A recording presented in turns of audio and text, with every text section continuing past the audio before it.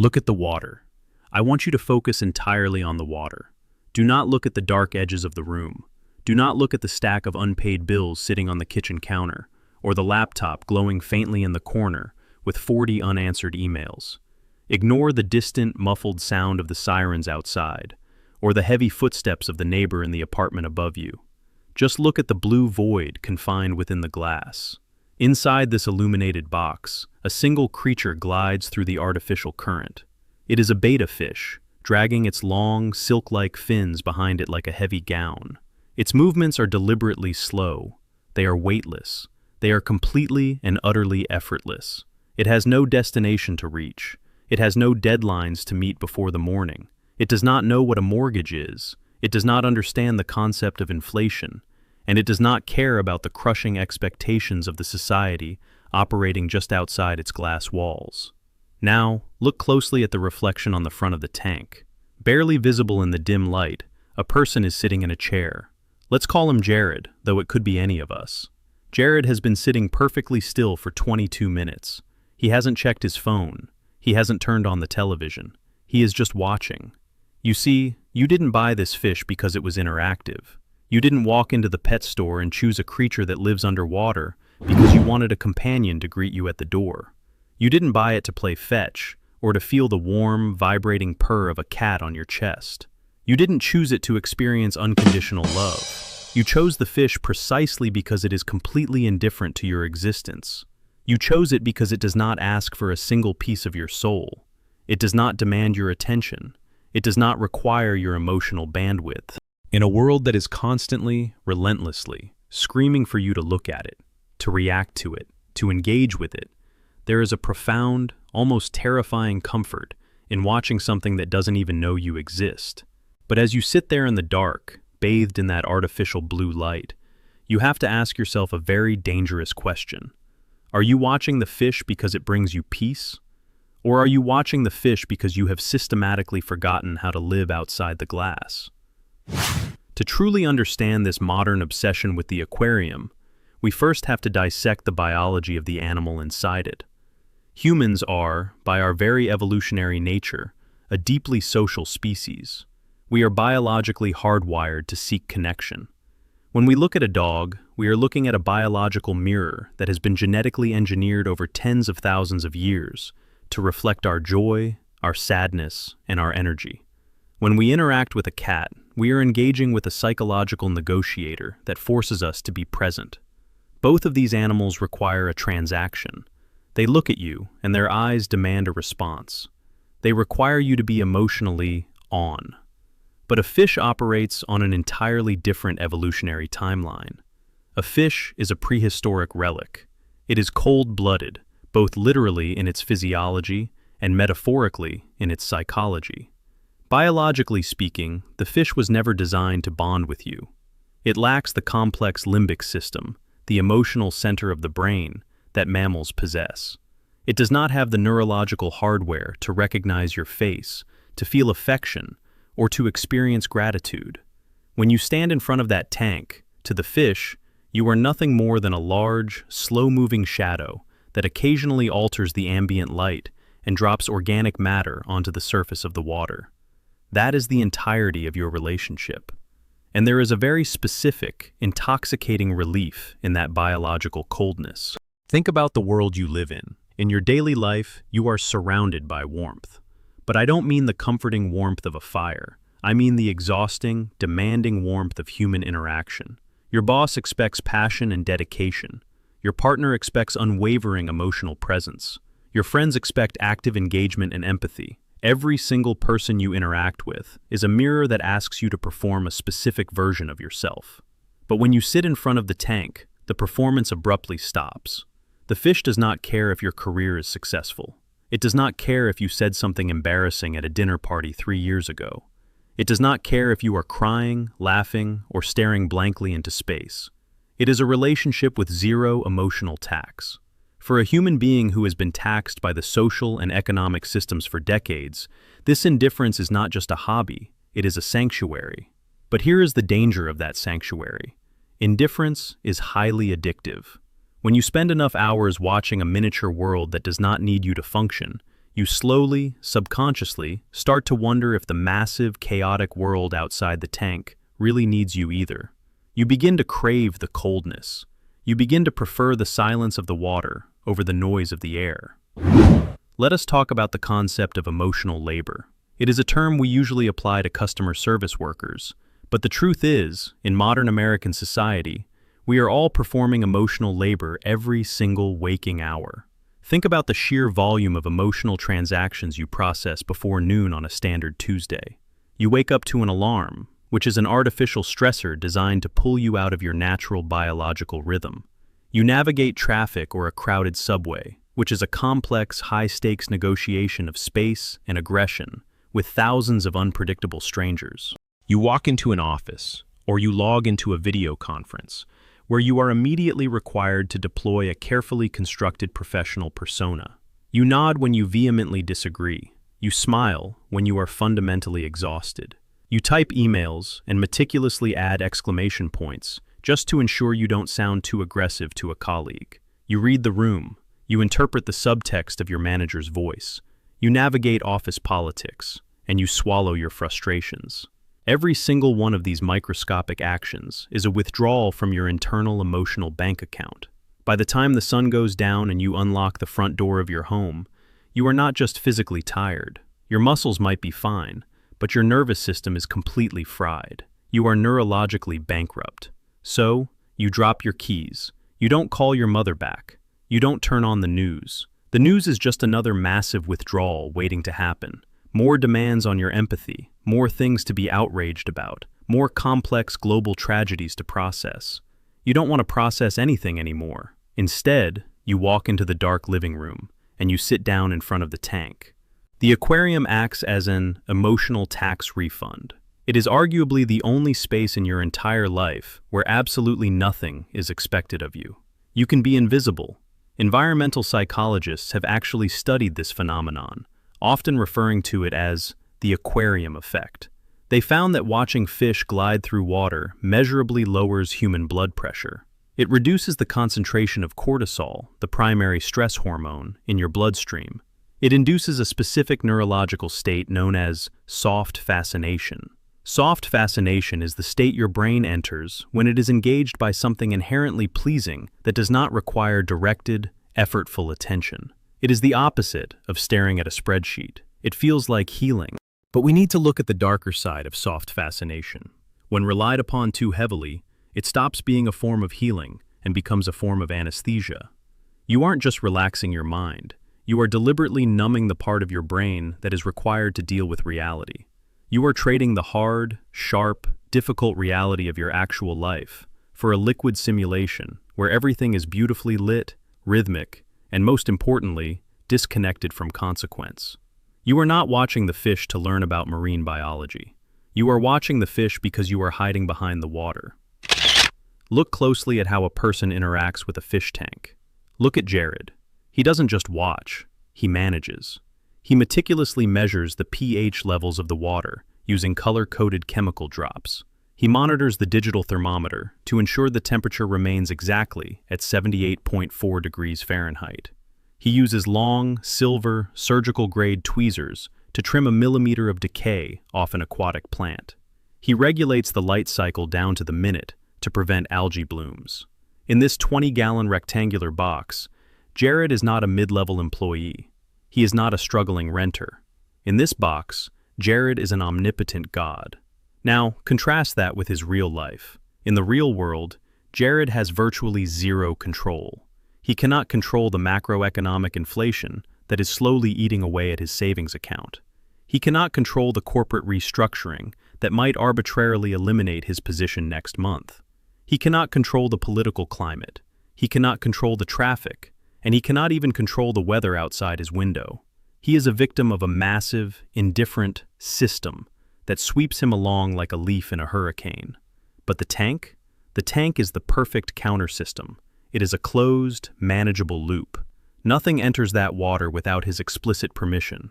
Nothing dies in that water without his notice. The modern aquarium is the physical manifestation of your digital social media feed. It is a world that you have carefully, painstakingly curated to be exactly what you want it to be, and nothing else. It represents nature, but without the mud, the disease, and the brutality. It represents life, but without the unpredictable messiness of actual living beings with free will. It is the ultimate expression of the modern human desire to control a microenvironment because we have fundamentally accepted that we can no longer control our own lives. We prefer watching the tank because the tank is perfectly predictable. The street outside your apartment, that is where the chaos lives. That is where the unpredictability of other human beings can ruin your day, break your heart, or end your life in an instant. The outside world is a high-variance environment. So, Jared chooses to stay inside. He walks over to the tank, adjusts the filter flow rate by a fraction of an inch, and feels a momentary, intoxicating surge of absolute agency. He has solved a problem. He has maintained the equilibrium, and in doing so, the cage he has built around himself gets just a little bit more comfortable. There is a profound psychological shift happening in the collective human psyche, particularly in the developed Western world. We are rapidly transitioning from a society of participants into a society of spectators. Think about how we consume life today. We spend hours on platforms like TikTok and YouTube, watching other people cook elaborate meals, instead of going to the kitchen and cooking them ourselves. We watch millions of hours of streamers playing video games, instead of picking up a controller. We follow lifestyle influencers to vicariously experience vacations, relationships, and homes that we will never possess. We are outsourcing the act of living to the people on our screens. The fish tank is the original screen. It is the analog predecessor to the endless scroll. And Jared has become a professional bystander in his own existence. When you spend 3 hours every single night sitting in a dark room watching a glass box, you are actively training your brain to observe life from a safe distance. Distance feels incredibly safe. Distance is clean. Distance protects you from the splatter of the real world. But psychological distance is also a slow, quiet form of death.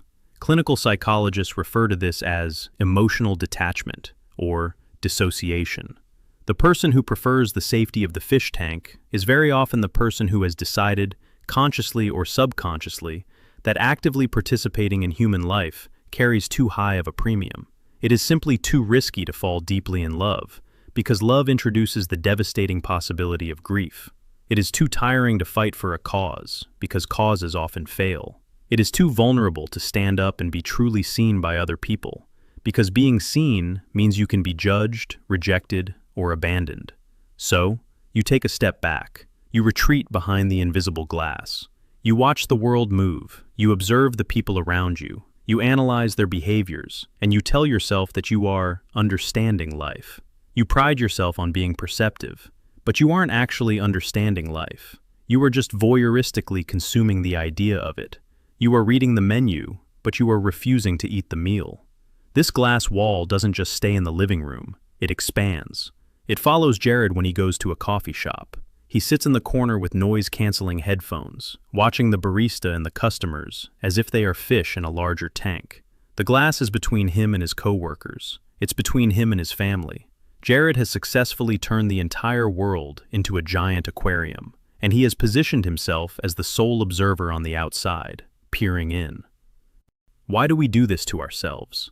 Why do intelligent, capable human beings deliberately choose the silent life? Why do we construct these elaborate defense mechanisms to keep the world at bay? Because vulnerability is the most expensive and terrifying currency in the modern world. To truly live, to truly step out from behind the glass and be inside the world, means you have to accept the absolute certainty of pain. You have to be willing to get hurt. You have to be willing to make catastrophic mistakes. You have to be willing to look foolish, to fail publicly, and to be profoundly, beautifully messy.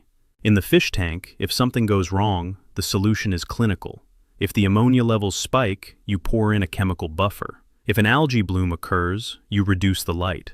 If a fish gets sick and dies, you remove it with a green nylon net, flush it away, and the water is crystal clear again in a matter of seconds. The ecosystem resets. There is no mourning period.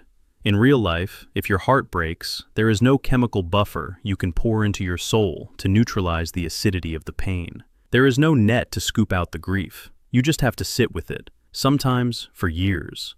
We prefer watching because watching does not leave permanent scars on our psyche. We choose pets that do not need us because we are secretly, desperately, terrified of being needed. To be needed implies that someone else's well-being depends on your competence, and we already feel so incompetent at managing our own lives. We have become a generation of chronic observers because we have been traumatized by the sheer unpredictability of participation. Jared sits in his chair and he tells himself that he feels calm. He looks at his slow, rhythmic breathing and mistakes it for peace. But look objectively at his life. His apartment is dead silent. His phone is not rung with a personal call in weeks. His calendar is completely devoid of social obligations. He has successfully achieved the ultimate, unstated goal of the modern corporate system: total, quiet, predictable, frictionless stability. He is a perfectly optimized unit of consumption and production who causes no trouble. He is perfectly safe. He is insulated from the chaos of the world. And because of that safety, he is also perfectly, devastatingly alone. The fish tank sitting in his living room is no longer just a hobby. It is not an interior design choice. It is a psychological bunker, and he has locked the door from the inside. Here is the final, crushing realization that hits you in the quiet hours of the night.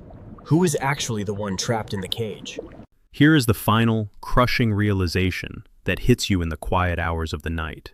It is the thought that creeps into your mind when the glow of the tank is the only light left in the world. When you spend your entire life sitting in the dark, watching the illuminated tank, who is actually the one trapped in the cage? Look at the fish.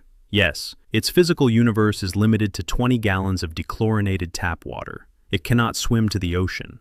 But within the absolute limits of its reality, the fish is fulfilling its biological destiny. It is breathing. It is moving. It is defending its small territory. It is occupying every single cubic inch of the space it was given. It is entirely, unapologetically alive within its constraints. Now, look at Jared. Jared has a passport that allows him to cross oceans. He has a whole bustling city directly outside his front door, filled with millions of people, endless opportunities for connection, tragedy, comedy, and adventure. He has an entire planet at his disposal, but he is only occupying the 2-square-foot radius of his armchair. He is the one who is frozen. He is the one whose life has been restricted, not by glass, but by fear. The fish is free within its limits, while Jared is a prisoner of his own infinite possibilities. He has built a cage out of his own comfort. Every single night, Jared reaches a critical pivot point. It happens around 1 a.m. It is the moment where the silence of the apartment becomes too heavy to bear. It is the moment where the soft fascination finally wears off. The anesthesia fails, and the sharp, hard reality of his intense loneliness sets in. His chest tightens. A primal part of his brain tells him to stand up. It tells him to open the door, to step out into the chaotic night, to call someone, to find a connection, to participate in the human race. He slowly stands up from the chair. He walks toward the hallway. He puts his hand on the cold brass of the doorknob. He hesitates. The world outside that door is loud. It is demanding. It is full of people who might reject him. And then, in the silence of his hesitation, he hears it. The faint, rhythmic hum of the aquarium's water pump. The gentle cascade of the filter returning water to the tank. The hum of absolute safety. The hum of the system he can control. Jared slowly lets go of the doorknob. He turns his back on the door. He walks back into the living room, illuminated by the blue light, and he sits back down in the chair. He chooses to watch. He chooses the safety of the glass. He chooses to remain an observer in his own life. Because to him, the cost of living is just too impossibly expensive. The most unsettling part of Jared's story is not that it is unique. The most unsettling part is that it is the standard modern condition. We have built a world of observers. Millions of people, separated by thin walls of drywall and glass, breathing filtered air, staring at glowing rectangles, and watching the indifferent move in endless circles. We sit in our rooms and we think we are the masters. We think we are the ones watching the animals in the cages. But as we have uncovered layer by layer in the last 5 episodes, the animals are not the ones trapped in the system. They are just trying to survive the system we built. We are the ones in the cage. And if you think a fish tank is a terrifying closed loop, wait until you see what happens when the loop is made out of human behavior. Wait until you see what happens when the overarching system realizes that your desire for comfort and distance is the absolute best weapon to keep you exactly where you are. In episode 6, we are going to go even deeper into the architecture of control. We aren't just talking about watching anymore. We are going to talk about the physical mechanics of the wheel. And we are going to uncover the dark, psychological truth about why some of us will never, ever stop running, even when we know the wheel goes nowhere. Are you just watching, or are you just waiting for your turn to leave? See you in episode.